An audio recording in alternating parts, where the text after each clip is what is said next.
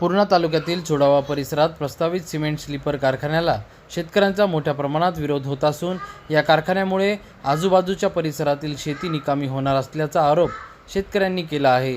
सोबतच या कारखान्यामुळे जलवायू प्रदूषण देखील वाढणार असल्याची भीती व्यक्त करण्यात आली आहे आणि त्यामुळे हा कारखाना येथे उभारू नये अशी मागणी गावकऱ्यांकडून करण्यात येत आहे।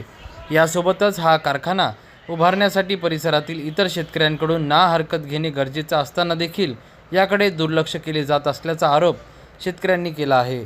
त्यामुळे कोणत्याही परिसरामध्ये हा कारखाना होऊ देणार नाही अशी भूमिका शेतकऱ्यांनी घेतली आहे।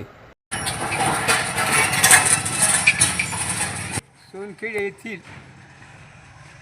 ग्रामपंचायत सदस्य आणि गावातील सदस्य असल्यामुळं तुम्हाला सांगू इच्छितो की ही जी सिमेंट कंपनी आपल्या चुडावा परिसरात आणि सोनखेड शिवारात येत आहे ती फार प्रदूषण होईल।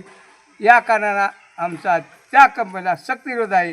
कारण अगोदरच या असण्यानं आमच्या शेतकऱ्यावर भरपूर घाव घातलेला आहे आणि अखेरचा शेवटचा घाव घालण्याचा प्रयत्न करत आहे।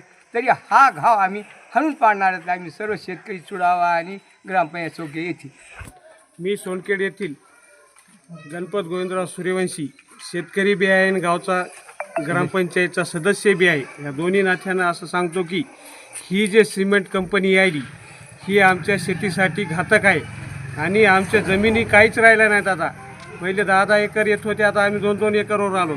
त्याच्यात पिकवाव काय जगाव काय आणि पुन्हा ही जर कंपनी आली तर ह्या कंपनीमुळं आम्हाला प्रदूषण नापिकी होणार आहे। नापिकीमुळं आमचं कुटुंब उद्ध्वस्त होणार आहेत आणि जे उत्पन्न जे आहे आम्ही शेतीवरच आहेत पूर्ण अवलंबून।